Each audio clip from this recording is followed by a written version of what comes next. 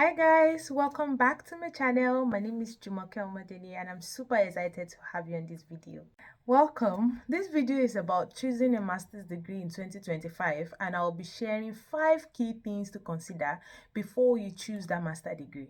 Number 1, clarify your career goals. Reflect, what exactly do you want to become in the next 5 to 10 years? What do you see when you picture yourself? For instance, I will use myself as an example. Before I chose my master's degree at the University of Leeds in Climate Futures, Science, Society and Politics, I had reflected on what I want to be, what does it look like in the next 10 years, and I keep seeing myself as a prominent climate authority and a climate leader. That means that I'm looking for a course that does not really specialize but still teach me literally everything I need to know, like an interdisciplinary course. In my field, I have seen people go for, they want to explore climate change, and then they pick a master's in climate change. And after that master's degree, they go ahead and say, I think I want to go into the politics of climate change. And then they go ahead and do MSc in public policy or policies or government policy, whatever they do. And then they realize, it actually connects to finance. Now I want to do policies on climate finance. And they go to something or maybe global development and finance or economics. That is the issue when you don't consider what you want to be versus how it aligns with the course that you are choosing. And this is super helpful for people that are looking to select a master's degree so that you don't end up wasting your time and then dashing the system money. Also, you have to choose a course that allows for flexibility because human beings, we change. I might be looking at myself as a global whatever I want to be, and tomorrow I just want to be a programs officer designing youth-led programs. So you have to also select a course that considers that leaves allowance for that kind of changes so that you don't go ahead to specialize. But for those that want to specialize, do you want to specialize in? Do you want to specialize in programs and policies, in environmental sustainability? Don't go and choose environmental sustainability just because you think you want to specialize in sustainability. What are they offering? What kind of field do you want to go in sustainability? Is it technology? Is it transportation? Is it urban development? Is it energy? There's so many things to consider. So you can't just look at the terminology and the course and say, exactly, this is what I want. My second point is to check course content and specialization. This is so important because there are sometimes that titles might be a little bit misleading, and then you see a course on something global development and climate change, and then the course content is teaching you on physical climate science and then climate finance that does not really relate to the title of your degree. So you have to break it down and really go on how all these things merge together. For me, we had modules on climate justice, climate risks, climate and development, physical climate science, politics of climate change, socio-economic aspects of climate change that allows me understand that, this is really transdisciplinary. Like, so many perspectives are going to be teaching me, and this course is also going to attract people from different disciplines, which is something I really love.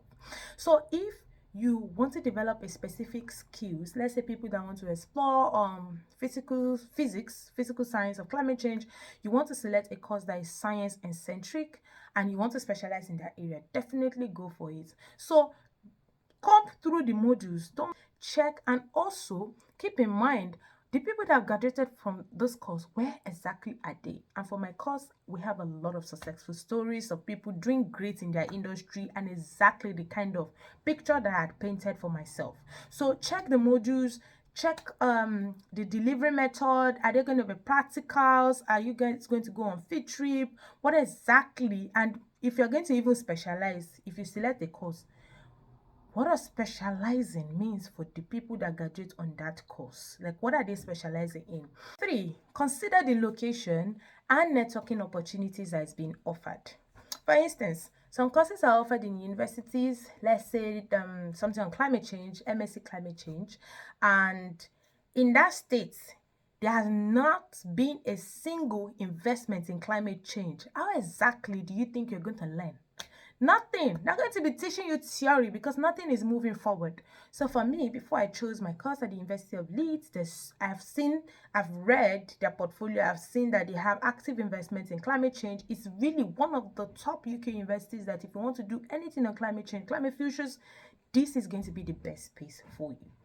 Uh, that's just my perspective. It's really, really lovely when you're studying in a place that is actively doing and preaching what they do or what they teach, right? So you also have to look at networking opportunities.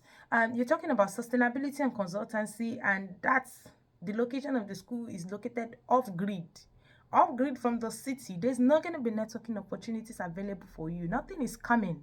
So when you're selecting a course or a master's degree, ensure that if you're studying something on, let's say, geology, and you want to do something on petrology, so you're looking at an area with rocks, that means there's going to be some practical experience, right? Those companies are going to come for you guys, and if you're looking at getting jobs after studies, these are things that you have to keep in mind. This is my most favorite tips. Examining faculty expertise and research strengths.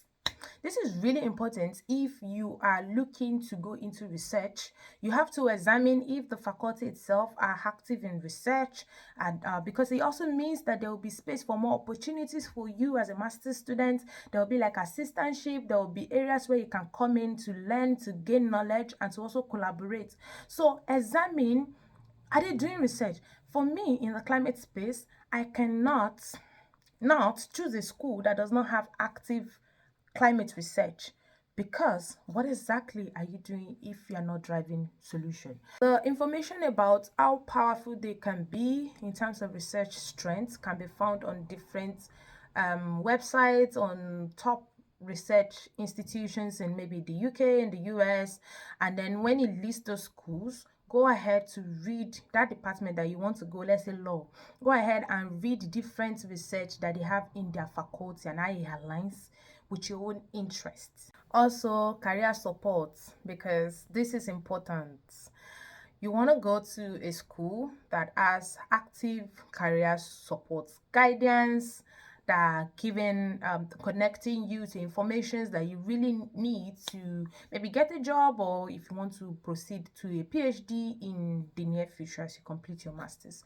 This is really important, and once more, that is why I chose my university. My university has active mentorship for career guidance, any information you might need. The support is really, really so amazing. So when you're choosing your master's degree, ensure that it's either a department or a school that takes career development very serious, and they have active mentorship to guide you as you leave the school. And it also means that they will also be trying as much as possible to get industries openings to the school so that they can send out to their students. I hope these tips have been helpful as you decide which master's degree you want to select or choose in the coming year. I hope we stop hearing, I'm done with my master's, I want to go and do another master's because I didn't like the first one in 2025. Honestly, I feel so bad when I hear people talk about they didn't like the first master's they did it out of maybe they didn't know the next thing to do. Please and please don't waste your time, resources, your mental health, whatever. Don't sacrifice all these things just because you don't know the next thing to do. You might decide to volunteer, get internship before you that just take that mental break so that you're able to then decide what you want to do next and how a master's aligns or help you get to your dreams. So don't do a master's in 2025 based off of I don't know the next thing to do, I selected, because I honestly don't want you to regret doing your master's.